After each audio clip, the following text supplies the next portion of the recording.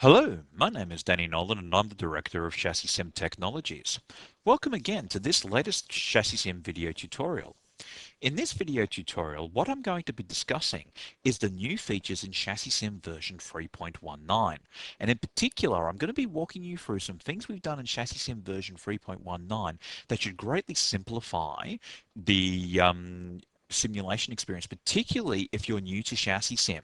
I'm also going to be discussing some new features that we've added into ChassisSim version 3.19 that's also going to give advanced users an assistance as well. So let's get started. Now, as you can see, what I've got here loaded is ChassisSim version 3.18 with the interface that we've all come to know and love, and get used to. Now, as we all know, to navigate in the ChassisSim environment, if you want to change something, it's relatively straightforward. If we want to, say, change a spring, we click on a spring. That brings up a spring. If we want to change, say, something in the suspension geometry, we click here to adjust points, etc., etc. Now, this is something that I've discussed in a few other video tutorials. Plus, you've got, if you look at your menus, you've got in the simulate menu, you'll see that in addition to running a simulation, you've also got access to run all the various toolboxes, etc., etc. Now, for the experienced ChassisSim user, this is pretty much water off a duck's back. But having spoken to a number of members of the ChassisSim community, as well as dealing with inquiries from people who are just getting started with ChassisSim, sometimes it can be a little bit daunting as to where you go about connecting the dots. Most people who I would say that all of the members of the ChassisSim community are very well versed in terms of what ChassisSim can do and what a powerful package it can be. However, sometimes what can be a challenge for the first-time user is, right, where do I connect the dots? How do I start? And what's the order in which I work through? Well, we're going to address that in ChassisSim version 3.19. As you can see, there's a very big change with ChassisSim version 3.19, and as you can see, we've still got the touch and point menus that we've all come to know and love. But you can see here that on the left-hand side, I've now got a tree structure that I can also use as well. Let's just take a moment to go over this tree structure. As you can see, what I've done here is that we've got this tree structure listed out in the order in which you need to do stuff. So to get started with starting a simulation for the first time, what we need to do is we need to create a monster file. You don't know how to create a monster file? No problem. Let's just double click on the link. And lo and behold, you're taken to the ChassisSim blog where you've got the YouTube tutorial, and you can download the PDF on how to do it. Moving on, let's just say that we're starting a car for the first time. That's no problem. We just choose from the car template, and what I'll do is, why don't I just choose, say, the Dallara F310 template. And you'll note here, if you're creating a car for the first time, you'll see here, note of creating a new car model, go to File, Save As. So I'll just click on OK. And all I've got to do is I'll click File, Save As.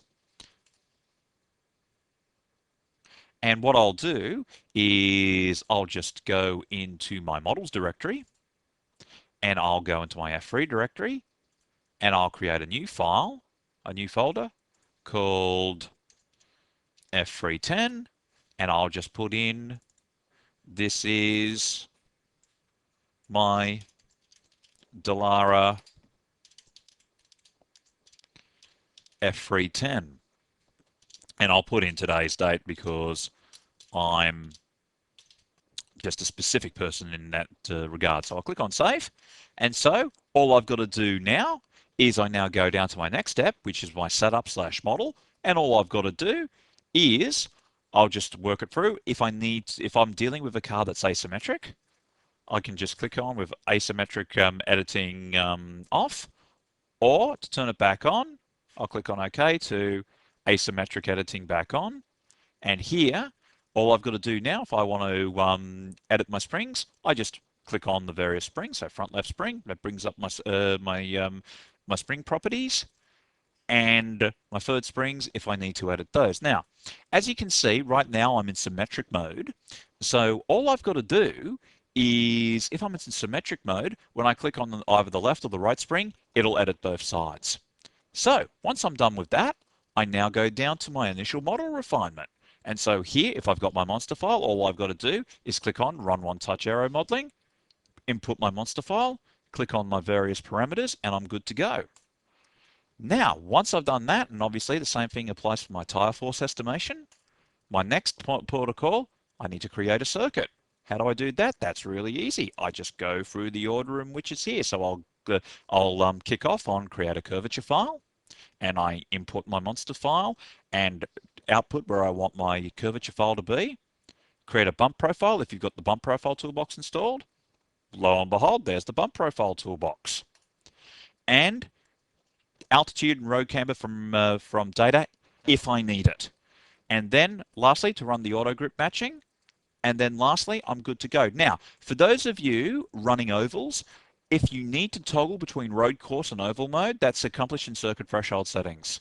So if I want to go to oval settings, I simply click on here, click on oval settings, and that does my oval settings. And if I need to go back to road course settings, I just simply click on cancel. It's as simple as that. Now that I've got that created, how do I load a circuit? Well, I've got two options. I can simply enter my circuit model, and that brings up my circuit data information. I load in my curvature, bump profile, my grip scale factor, bump scale factor, altitude, and road camber if I need it. Or I can click on load default circuit and choose from the default circuits I've got available. Click on cancel for that. And if I need to load in weather parameters, I can load in my weather parameters. Now, running a simulation, I set up a data log, and simply I can set in my data parameters, and I can enter in my car parameters. And to run the simulation, I simply click on Circuit Simulation 7 Post. There you go. There's a simulation. Or alternatively, I can go over here and click on the Start button. It really doesn't matter. The choice is totally in your hands. And lastly, for the more advanced features of ChassisSim, you'll see here to access those, I've got aero modeling, and I've got tire modeling, and I've got my optimization toolboxes. Now, for those of you who are experienced ChassisSim users, this activates exactly the same functionality that you've been using all this while, but the power of what you're doing here is that, particularly for those of you who are new to ChassisSim and new to simulation in general, the beauty about this tree structure is this tells you the order in which you need to do this. This is why this is so powerful.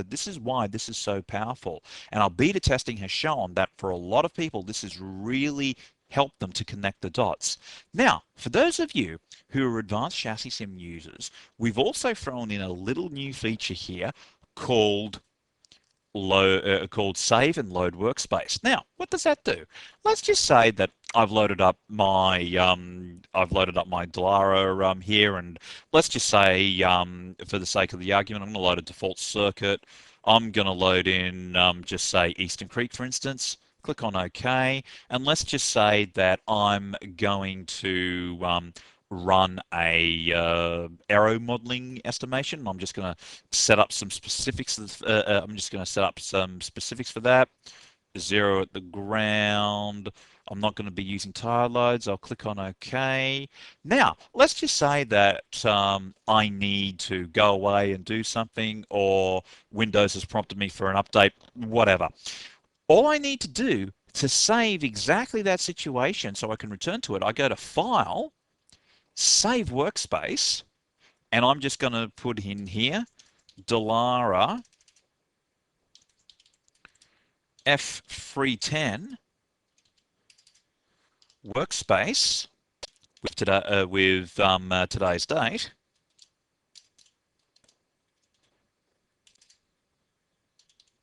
We'll click on Open. That saved my workspace. Now, to quote the Joker from the Dark Knight, I'm going to show you a magic trick. I'm going to exit the software, and what I'm going to do is now go back to my shortcut. And now, watch this. I go to load my workspace. I go to Lara F310 workspace. Here we go. Exactly the same settings as we left. So that is a really, really powerful way of, let's just say that you're working on a particular simulation and you have to juggle between different, say between different cars.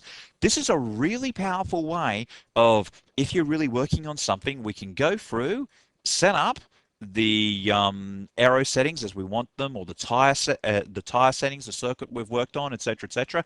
We save that workspace and we can load it in.